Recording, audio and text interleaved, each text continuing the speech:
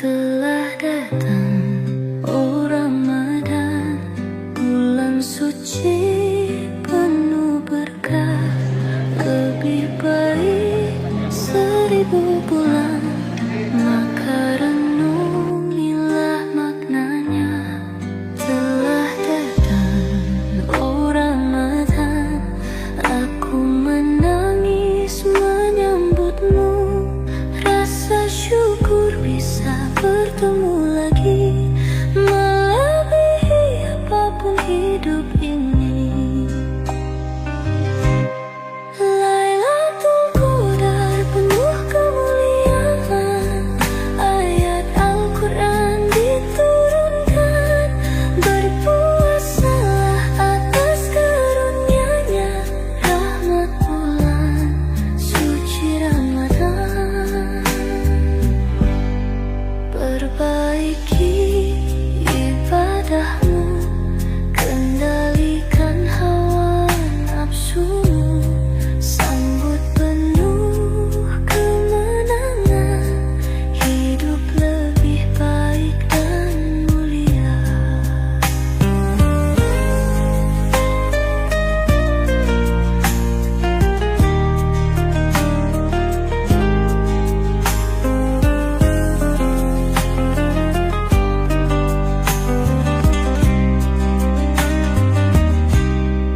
Ramadan, oh Ramadan, aku menangis menyambutmu. Rasa syukur bisa bertemu lagi, melebihi apapun di dunia ini. Lailatul Qadar penuh kemuliaan, ayat Al-Quran diturunkan.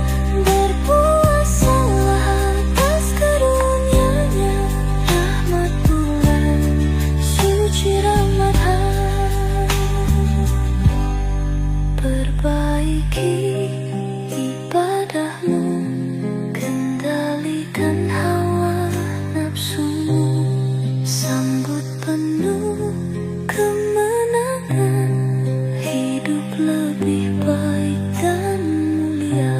Terima kasih ya Allah, bulan suci Ramadan ini. Mari kita saling memaafkan, sambut hari penuh kemenangan.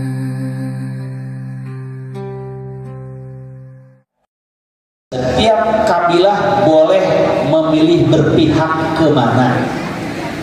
Maka ada yang berpihak, suku-suku di perbatasan Mekah Madinah itu yang berpihak ke Rasulullah, ada yang berpihak ke kaum musyrikin. Bukan. Nah, kaum musyrikin ini begitu melihat perjanjian ini, perjalanannya menurut mereka menguntungkan mereka. Tapi baru setahun saja mereka kaget pertumbuhan kaum muslimin.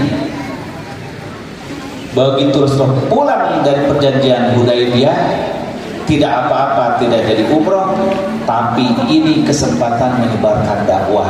Karena ada perjanjian, tidak akan saling mengganggu. Maka Rasulullah begitu pulang ke Madinah membuat strategi dakwah yang sangat cepat dengan cara mengirim utusan-utusan dakwah ke setiap kabilah, mengirim surat dakwah ke raja-raja.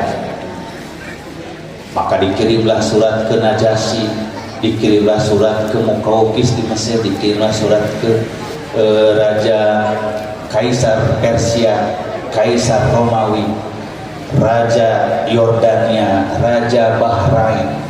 9 surat setidaknya yang dikirim Rasulullah. Lalu dikirimlah sahabat-sahabat Nabi ke berbagai pelosok seantero jazirah Arab untuk berdakwah. Maka dalam 1 tahun itu terjadi pertumbuhan luar biasa. Waktu Rasulullah berangkat tahun ke-6 itu hanya 1.400 orang yang ikut umroh bersama Nabi. Begitu tahun ke-7 2 kali lipat jumlahnya. Kaget orang musyrik. Ini baru 1 tahun saja sudah sedikit pertumbuhannya. Jadi Rasulullah meyakini walaupun perjanjian itu banyak pasal merugikan, tapi ada satu poin yang menguntungkan. Maka yang menguntungkan itu mengarahkan semua yang merugikan. Begitu strategi beliau. Maka mereka setelah melihat kaum muslimin datang umroh qadha, namanya umroh pengganti tahun ke-7, bermusyawarah kaum muslimin. Kalau kita biarkan Muhammad dalam keadaan damai ini, mereka akan cepat nanti pertumbuhannya. Khawatirlah. Maka mereka mencari cara mengkhianati perjanjian. Caranya apa? Kabilah yang berpihak bersekutu ke Rasulullah diserang, yaitu kabilah Bani Bakar. Mereka menyerbu perkampungan Bani Bakar yang berpihak kepada Rasulullah. Kemudian wanitanya ditawan, hartanya dirampas, laki-lakinya dibunuh. Maka ada yang selamat dari kabilah Bakar itu, laporan ke Rasulullah ke Madinah, murkalah Rasulullah. Tidak ada yang paling murka Rasulullah kecuali dikhianati perjanjian. Maka beliau mengumpulkan semua para sahabat bermusyawarah bagaimana menghukum kaum musyrikin Quraisy ini. Tapi beliau tidak ingin banyak pertumpahan darah. Maka setelah didata oleh Rasulullah, dihimpunlah pasukan, ternyata 10.000 terkumpul. Padahal tahun ke-6 baru 1.400. Masya Allah, ini hebatnya Islam. Maka Rasul mengatur strategi bagaimana nanti mereka sampai ke kota Mekah, dikepunglah kota itu, tapi jangan melakukan kekerasan, dengan harapan mereka menyerah tanpa perlawanan. Nah, maka Rasulullah berangkat dan tiba di perbatasan kota Mekah itu di malam hari. Maka beliau menyuruh setiap orang menyalakan obor supaya semaraklah seluruh perbatasan kota Mekah itu dengan api. Seluruh pasukan kaum muslimin menyalakan obor. Begitu kaum musyrikin melihat di malam hari sekeliling kota mereka menyala dengan obor, gentarlah mereka. Berapa banyak ini pasukan Muhammad gitu. Padahal cuma 10.000, disangkanya 20.000 karena semua orang nyalain obor. Nah, ini taktik Rasulullah untuk menakutkan mereka. Akhirnya pemuka-pemuka Quraisy datanglah menemui Rasulullah. Itulah Abu Sufyan datang menemui Rasulullah SAW, dibawa oleh Al-Abbas. Bawalah saya bertemu dengan Muhammad, kata Abu Sufyan. Mudah-mudahan kita bisa bernegosiasi, jangan sampai terjadi peperangan. Begitu dibawa sengaja oleh Al-Abbas ini, pamannya Rasulullah, dibawa melewati tenda-tenda barak militer kaum muslimin, sehingga semakin gentarlah hati Abu Sufyan. Akhirnya datanglah menemui Rasulullah. Maka Rasulullah mengatakan, kalau kalian tidak melakukan perlawanan, maka kami tidak akan melakukan kekerasan. Nah, maka kata Abu Sufyan, saya bersumpah, berjanji tidak akan menyerahkan pasukan. Nah, maka Rasulullah menyuruh Bilal untuk menyerukan kepada penduduk Mekah supaya semuanya menyerah, jangan melakukan perlawanan. Maka diumumkanlah dekret dari Rasulullah, siapa yang masuk Ka'bah dia aman. Siapa yang masuk ke rumah Abu Sufyan juga aman. Siapa yang menutup dirinya di rumah masing-masing juga aman, tidak melakukan perlawanan. Nah, jadi tapi siapa yang melakukan perlawanan akan kami tumpas. Abu Sufyan merasa disanjung karena dia dijadikan oleh Rasulullah rumahnya sebagai tempat berlindung. Siapa yang masuk rumah Abu Sufyan? Padahal para jemaah sekalian, di Madinah Rasulullah sudah mengelis, apa mengelis itu? Mendaftar siapa saja penjahat-penjahat Quraisy itu harus dipacung. Karena mereka telah berbuat khianat, kata Nabi, siapa saja pemuka yang jahat-jahat itu dituliskan. 70 orang sudah ditulis namanya. Di mana saja mereka dapat, dikata Nabi, pancung mereka. Karena mereka adalah para penjahat-penjahat perang. Tapi ketika sampai di Mekah, Rasul merubah strateginya. Akhirnya Rasulullah tidak jadi bangun. Termasuk yang ditulis oleh Rasulullah Abu Sufyan dan istrinya Hindun. Karena Hindun itulah yang membunuh Hamzah di perang Badar, membelah dadanya. Maka Rasul mengatakan tulis di urutan pertama itu Abu Sufyan dengan istrinya itu. Kalau ketangkap langsung hukum mati. Tapi ketika Rasul sampai di Mekah, beliau berubah pendapat, berubah pemikiran. Akan apa nanti kesan manusia kepada Islam kalau Rasulullah menetapkan hukuman balas dendam? Maka setelah semua penduduk Mekah itu menyatakan takluk, semuanya dikumpulkan di pelataran Ka'bah di Masjidil Haram. Dulu belum ada bangunannya.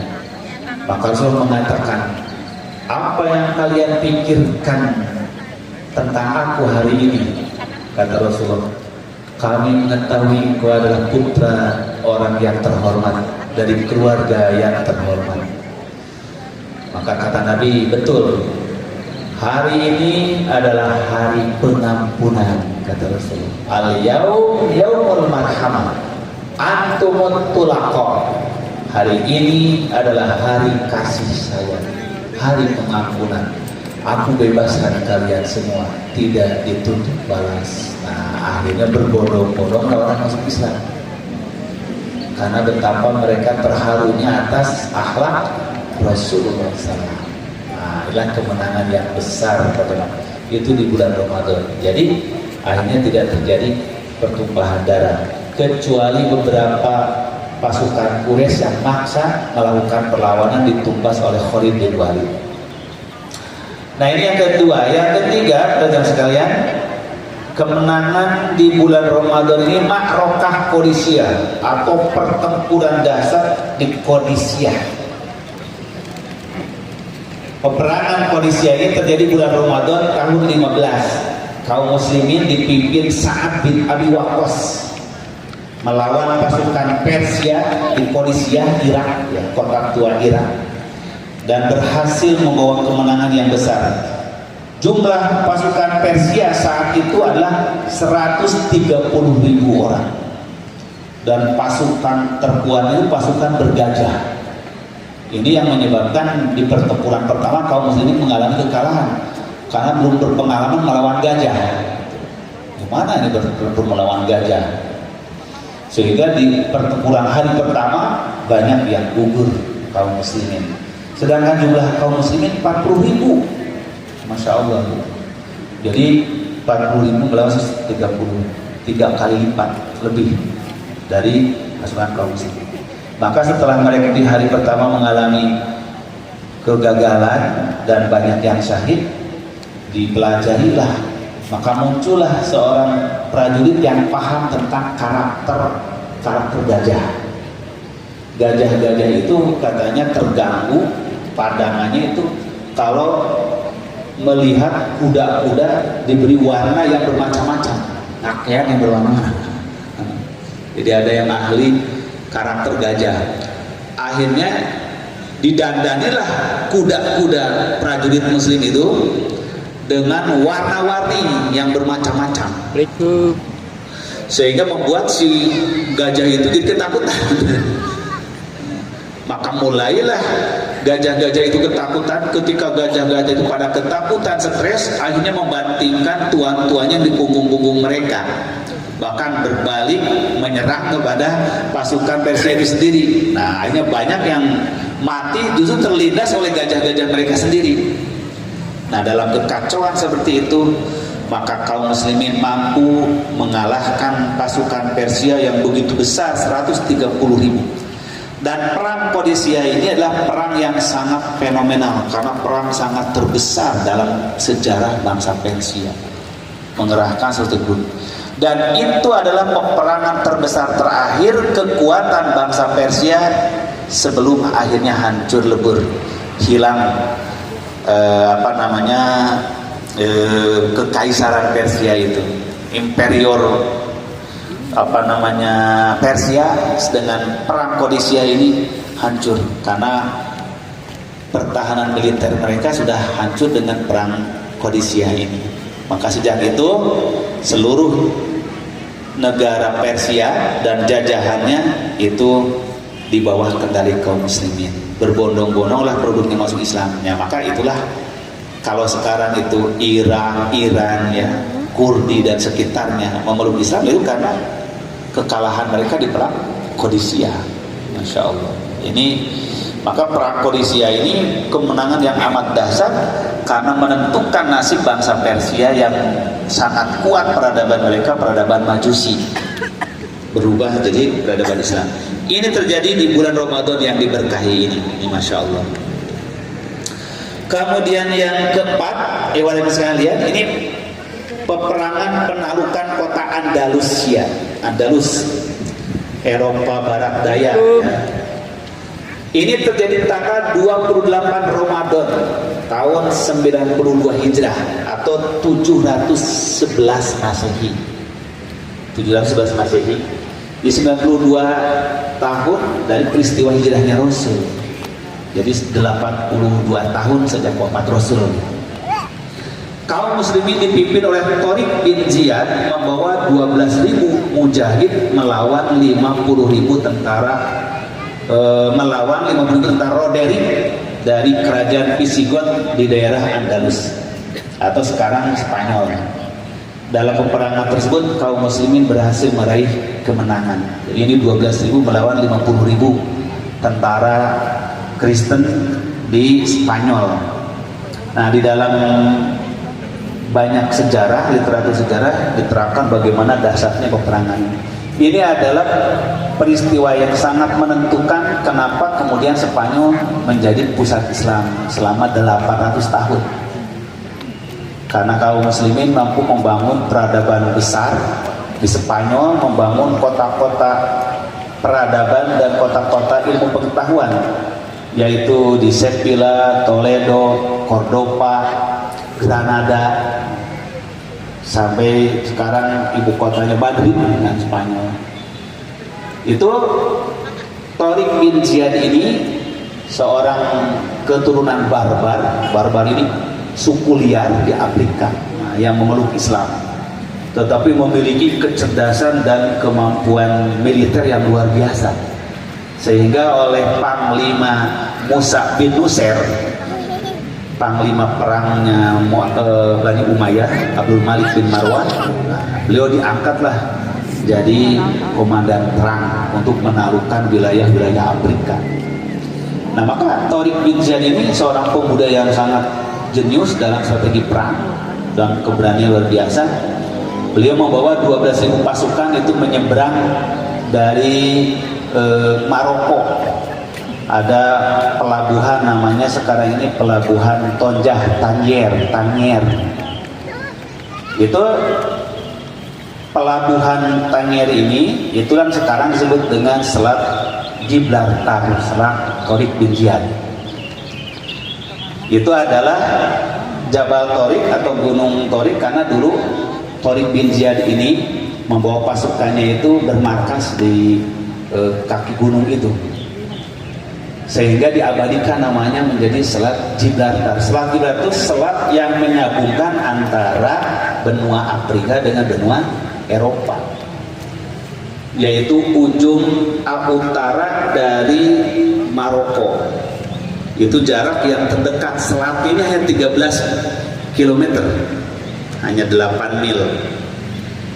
Yang menyatukan itu Laut Tengah atau Laut Mediterania dengan Samudra Atlantik.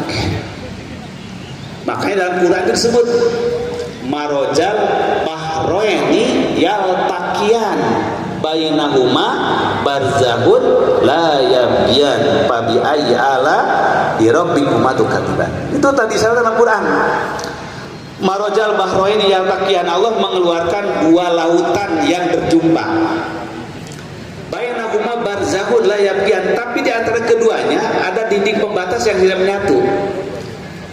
Yang satu lautan Samudra Atlantik, suhunya itu di atas 11,5 derajat. Nah, sedangkan yang satu lagi adalah Laut Tengah, Laut Mediterania, itu suhunya 10 derajat.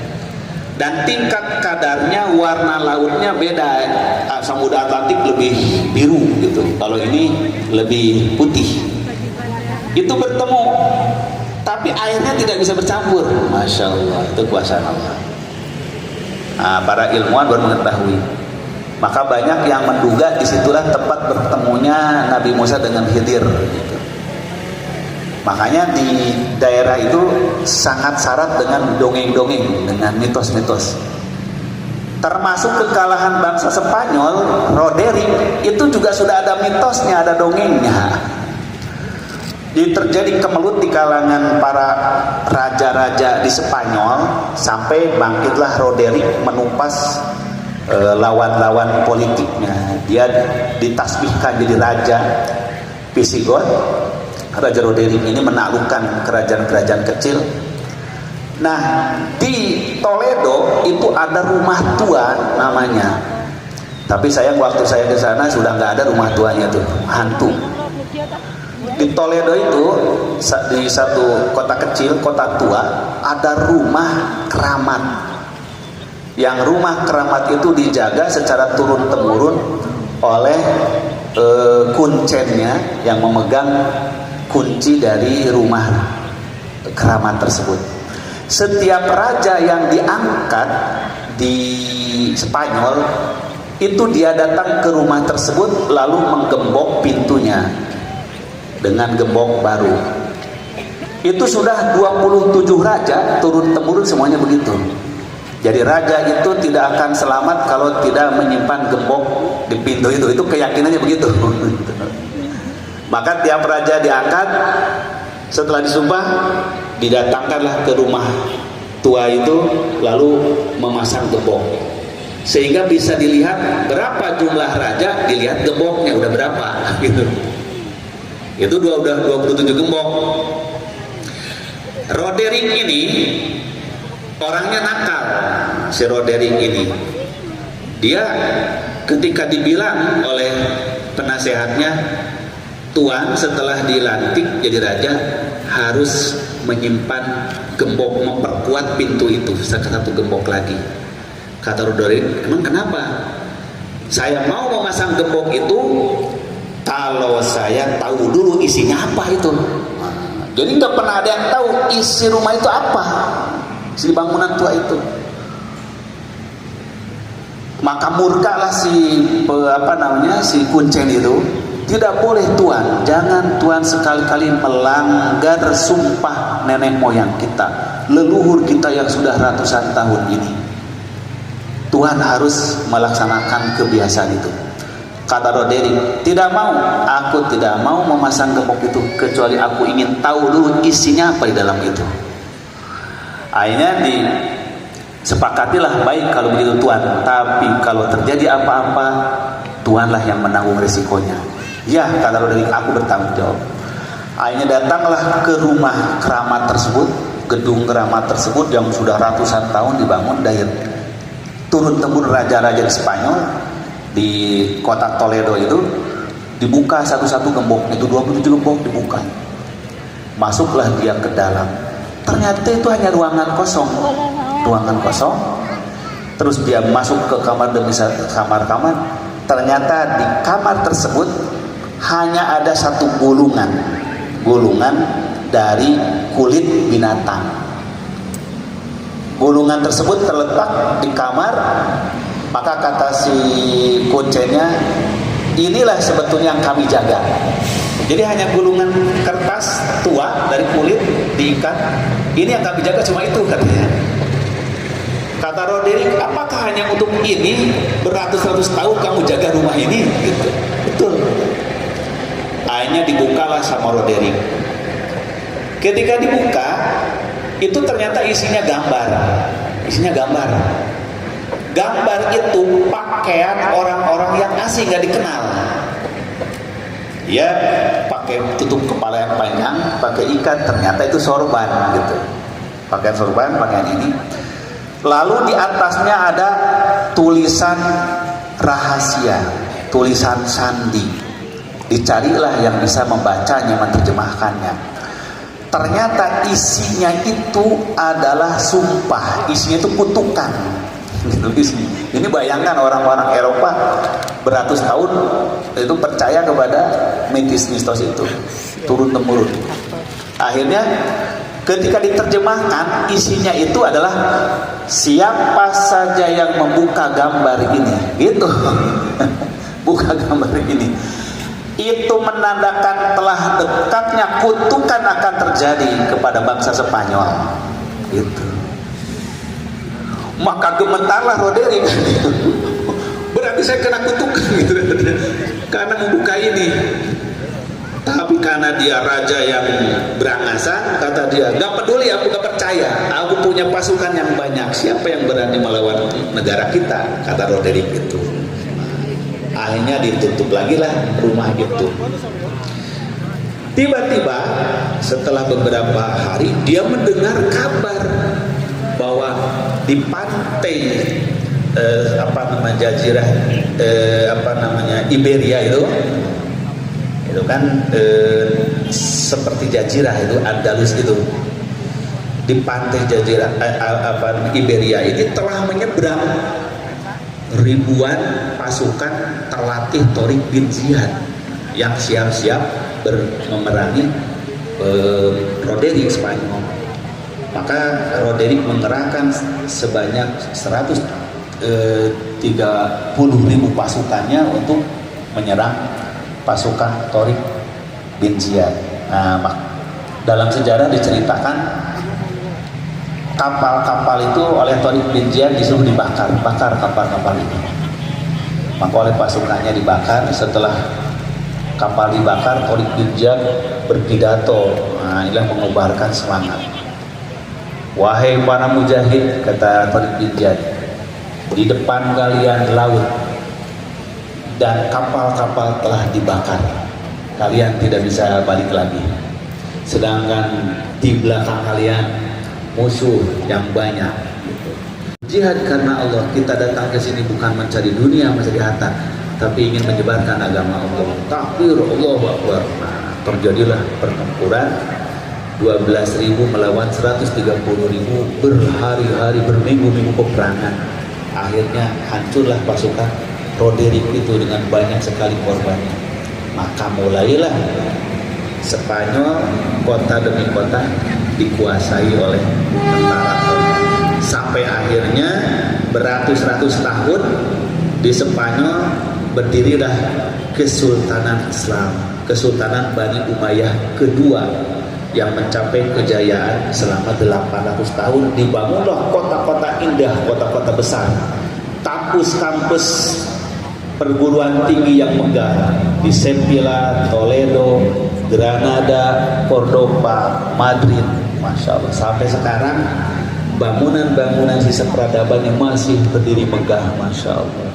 Itulah Alhambra. Alhambra ini sebuah istana yang sangat megah, Bapak sekalian. Itu berada di puncak bukit yang dikelilingi oleh sungai. Sekelilingnya itu sebagai kota pengaman. Kalau dilihat dari kejauhan, itu adalah memerah ronanya, itu rona merah memancar dari batu-batu granit pualam yang sangat mahal itu, sehingga disebut Alhambra, yaitu kota yang memerah. Masya Allah, itu luar biasa. Suatu saat mudah-mudahan para jamaah bisa lihat ke sana.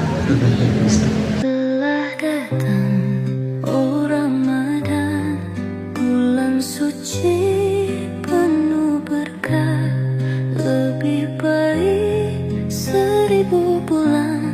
Maka renungilah maknanya. Telah datang, oh Ramadan, aku menangis menyambutmu, rasa syukur bisa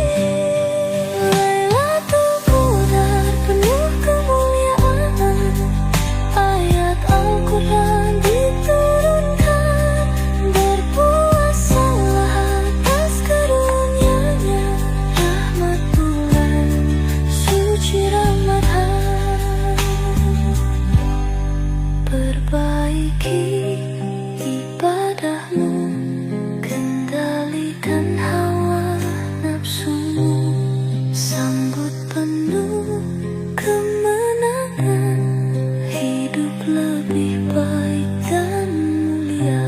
Terima kasih ya Allah, bulan suci Ramadan ini, mari kita saling memaafkan.